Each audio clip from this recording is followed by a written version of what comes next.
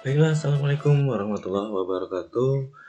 Dalam kesempatan kali ini, saya akan sharing terkait pengetahuan terkait uji validitas dan reliabilitas alat ukur. Kenapa harus dilakukan uji validitas dan reliabilitas alat ukur? Jadi misal saudara sekalian melakukan sebuah pengetesan atau melakukan sebuah penelitian dengan menggunakan suatu alat ukur tertentu, di mana alat ukur tertentu tadi belum diketahui tingkat keakuratan pengukurannya dan tingkat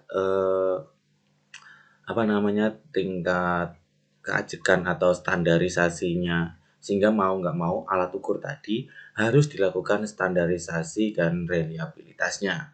Nah, dikatakan valid itu adalah apa yang diukur alat tadi benar-benar standar. Dikatakan reliable, dia memiliki konsistensi terhadap sebuah pengukuran, sehingga alat tadi digunakan mengukur itu benar-benar nilainya standar. Dan juga alat tadi dibawa kemanapun, dia akan memiliki sebuah kekonsistenan terhadap hasil pengukurannya. Nah, misal seperti kita akan mengukur sebuah satuan pengukuran yaitu tekanan darah ya dalam satuan milimeter hidrat-girum atau milimeter raksa, di mana alat sebelum digunakan harus dilakukan sebuah penteraan atau standarisasi, di mana tekanannya akan benar-benar disesuaikan dengan nilai standar.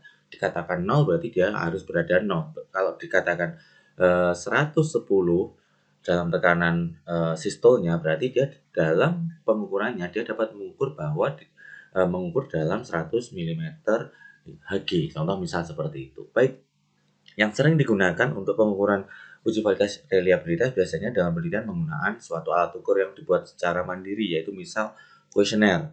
Sehingga alat ini sebelum digunakan harus diuji dulu kelayakannya, kekonsistenannya, kestandarannya. Nah, sehingga maka harus dilakukan uji. Nah, ini sebagai sebuah analogi, saya memiliki sebuah ini gambarannya adalah eh, sasaran tembak atau sasaran panah. Nah, gambaran yang pertama dikatakan reliable, tetapi tidak valid.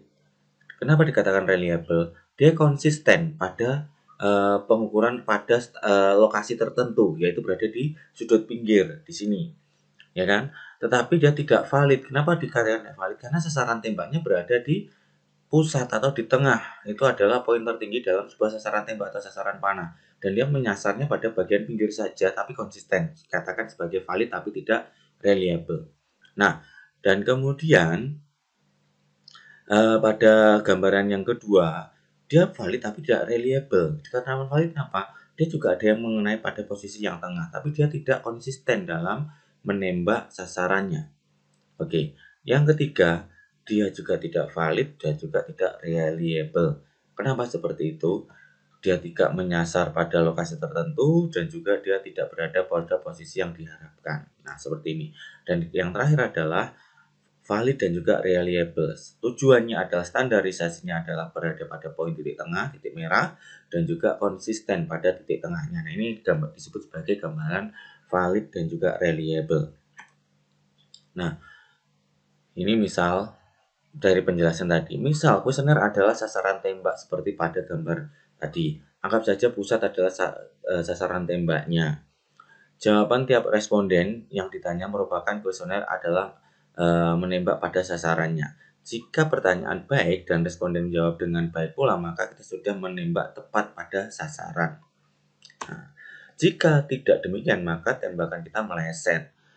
Makin banyak responden menjawab salah, maka sasaran kita tidak sesuai dengan yang kita tujukan atau sasarannya jauh dari sesuai dengan yang kita tuju. Contoh penjelasannya sudah saya jelaskan tadi. Kedua penjelasan seperti tadi, ketiga dan keempat. Nah, contoh alat ukur panjang dari karet, contoh instrumen yang tidak reliable dan konsisten. Karena karet apa? Kita ukur panjangnya, dia bisa memendek lagi. Enggak itu. Kemudian, meteran valid digunakan mengukur panjang dengan teliti karena meteran memang alat yang mengukur panjang. Instrumen reliable lainnya, instrumen yang bila digunakan beberapa kali mengukur objek yang sama akan menghasilkan hasil yang sama pula. Sehingga dia konsisten terhadap hasil ukurnya. Instrumen yang valid dan reliable merupakan syarat mutlak mendapatkan hasil penelitian yang valid dan reliable. Karena untuk mendapatkan hasil penelitian yang standar dan konsisten, maka alatnya juga harus standar dan konsisten. Kemudian instrumen yang berbentuk tes untuk mengukur prestasi belajar dan instrumen yang non-tes untuk mengukur sikap, misal seperti itu. Instrumen yang berupa tes jawaban adalah misal jawab benar atau salah, sedangkan instrumen sikap biasanya adalah tidak ada yang salah atau benar, yang bersifat positif atau negatif. Nah, pengujian validitas instrumen pada setiap instrumen baik tes maupun non-tes terdapat butir-butir item pertanyaan atau pernyataan. Untuk menguji validitas butir-butir instrumen lebih lanjut, maka setelah dikonsultasikan dengan ahli, selanjutnya diuji cobakan dan dianalisis. Sehingga pertama, membuat alat ukur di sini harus membuat sebuah namanya validitas konstruk, yaitu konstrukturnya. Sehingga apakah misal kalau kita mau menguji pengetahuan atau sikap atau perilaku atau questionnaire apapun, kita harus memiliki struktur untuk mengujinya dulu. Contoh pengetahuan terdiri dari pengetahuan, misal pengetahuan tentang perilaku merokok. Nah, perilaku merokok itu meliputi apa saja sih perilakunya? Nah, berapa kali perilaku merokok itu, berapa jumlah dosis perokoknya, berapa kali harian yang dihabiskan, nah durasinya, misal seperti itu. Sehingga nanti akan masuk pada poin pengetahuan. Sehingga contoh pengetahuan sendiri mulai dari C1 sampai dengan C7, misal seperti itu. Kemudian, analisis item digunakan untuk menghitung korelasi antara skor butir instrumen dan skor total. Nah, saudara sekalian, sehingga validitas yang pertama adalah validitas konstruk atau strukturnya. Validitas kedua adalah kita lakukan sebuah validitas secara expert, kita konsultasikan pada seorang ahli. Yang terakhir kita lakukan uji coba, yaitu dengan uji validitas dan reliabilitas menggunakan statistik. Sehingga tiga proses ini yang sehingga akan mendasari alat ukur yang kita gunakan benar-benar sudah dikatakan valid dan reliable untuk mendapatkan hasil penelitian yang valid dan juga reliable juga. Pengujian validitas tiap butir digunakan analisis item, mengkorelasikan skor tiap butir dengan skor total, merupakan jumlah tiap skor butir. Nanti akan saya tunjukkan. Item yang mempunyai korelasi positif dengan kriterium atau skor total, serta korelasi yang tinggi menunjukkan bahwa item tersebut mempunyai validitas yang tinggi pula. Ini adalah rumus dari penghitungan korelasi dari korelasi produk momen. Nah, saudara sekalian sebenarnya saudara bisa menghitungnya dengan menggunakan yang manual, yaitu menggunakan aplikasi Excel, ataupun kalau yang lebih mudahnya menggunakan SPSS. Nah, ini adalah rumusnya. R atau koefisien korelasi adalah jumlah dari sigma X kali Y dikurangi sigma X dikali sigma Y dibagi akar sigma X kuadrat dikurangi sigma X dikuadratkan, kemudian dikali dengan sigma Y kuadrat dikurangi sigma Y dikuadratkan. Ini adalah rumus penghitungan koefisien korelasi untuk mengetahui bagaimana tingkat koefisien korelasi atau mencari uji validitasnya. Nah, contoh kasus seperti ini. Seorang mahasiswa melakukan penelitian dengan menggunakan skala untuk mengetahui atau mengungkap prestasi belajar seseorang. Kuesioner dari 10 soal menggunakan skala Likert.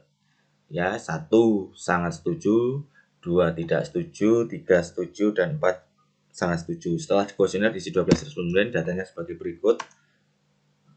Nah, ini respondennya ke bawah ada 12, mendatarnya adalah 10. Nah, sehingga di sini nanti akan tambahan kolom yaitu skor total. Nah, skor total adalah skor yang digunakan untuk dari masing-masing responden. Nah, ini ke bawah ini adalah penghitungan koefisien korelasi dengan penggunaan Excel. Ya. Diperoleh, ini saya akan contohkan di SPSS. Nah, saya akan buka file SPSS.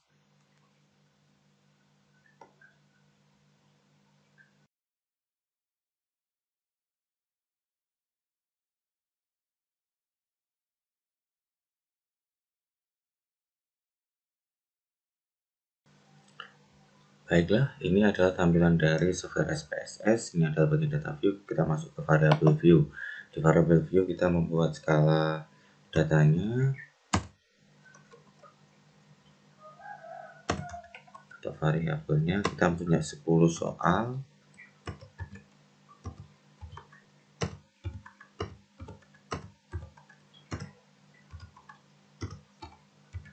Ya, seperti ini saja. Kita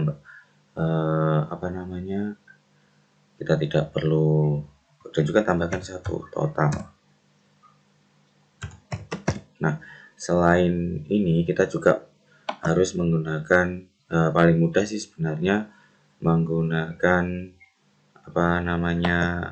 aplikasi Excel, sehingga kita tinggal masukkan angkanya secara keseluruhan. Oke, sebentar kita juga masuk ke Excel.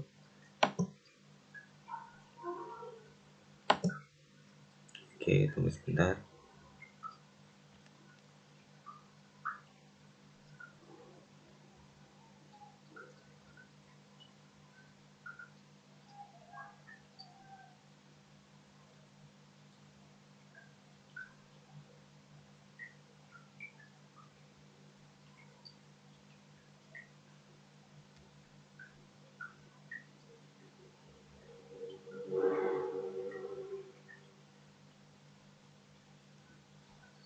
Kita buka Excel-nya.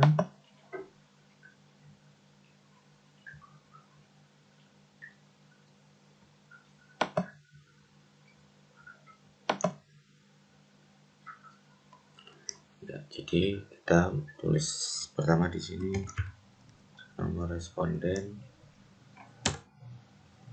dan di sini S1, S2, S3, S4.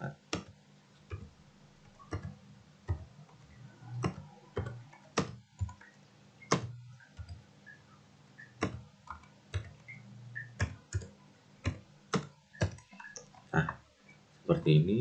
Saya punya 12 responden.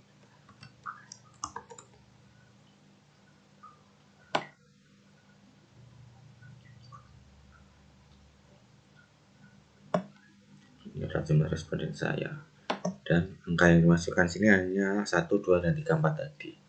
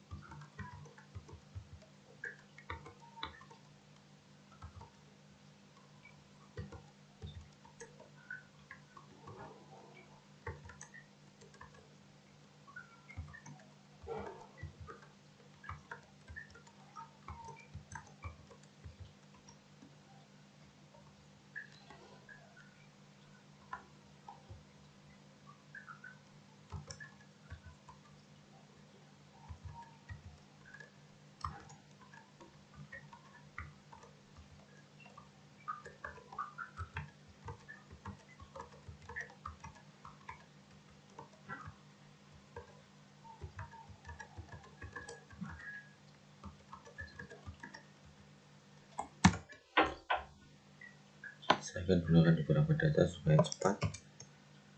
Sebagai contoh,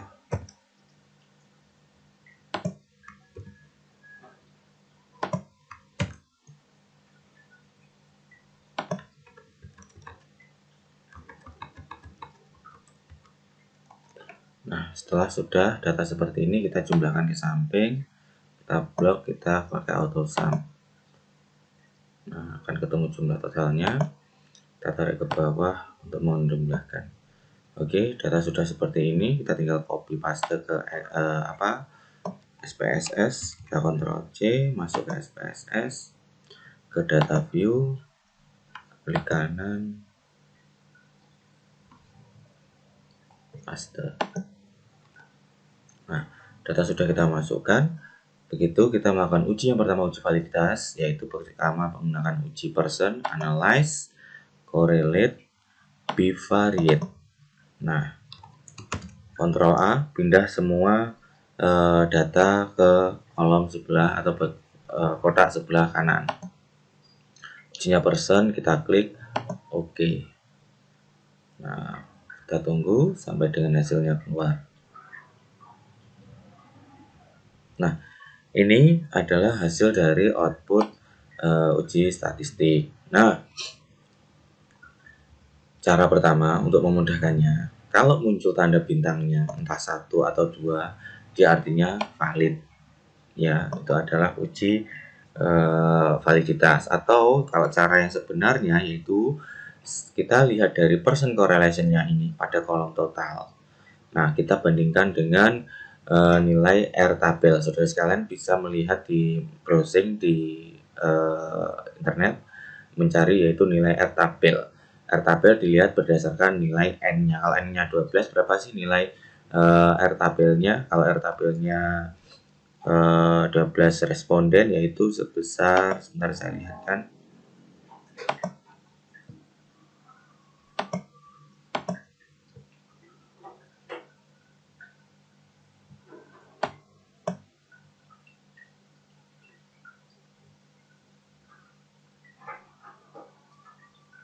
yaitu 0,576. 0,576. Nah, ini kita bandingkan. Kalau lebih besar dari 0,576, artinya data kita adalah data yang valid ataupun hasil kuesioner yang kita gunakan valid. Nah, ini lebih dari 0,576, ini lebih dari 0,576, ini juga lebih, ini lebih besar, lebih besar, lebih besar, lebih besar, lebih besar semua, sehingga diartikan semua alat ukur yang atau kuesioner yang kita gunakan sebanyak 12 tadi adalah valid karena nilainya lebih besar dari 0,576, yaitu nilai R pada jumlah responden atau sampel 12 sampel. Nah, kemudian dari sini kita sudah menemukan bahwa oke, 10 soal yang kita gunakan adalah soal yang valid. Sekarang kita akan melakukan uji reliabilitas, yaitu dengan caranya klik analyze, kemudian di bagian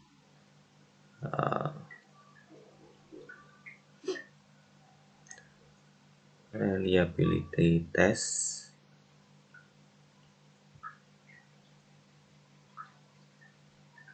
nah, ini dia di scale ada reliability analysis. Kita klik, ya, kita masukkan S1 sampai dengan S10 supaya mudah. Totalnya saya keluarkan kembali. Ujinya adalah pakai menggunakan uji alpha Cron batch. Kita kasih correlation, ini bisa.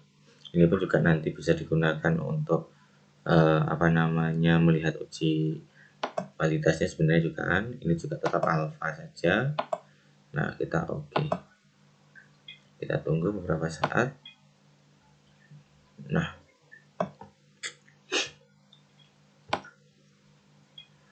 ini adalah hasilnya, saudara sekalian, berdasarkan dari hasil uji menggunakan alpha Cron batch pada kolom alpha Cron batch di sini dengan jumlah sampelnya, jumlah soalnya 10 soal dengan nilai alpha Cron batch-nya adalah 0,938. Nah, untuk nilai alpha Cron batch memiliki satuan penilaian reliabilitasnya, akan saya tampilkan dalam slide.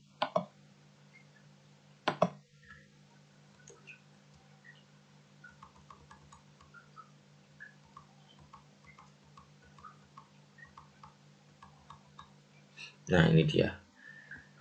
Minimal dikatakan reliable apabila nilainya di atas 0,6.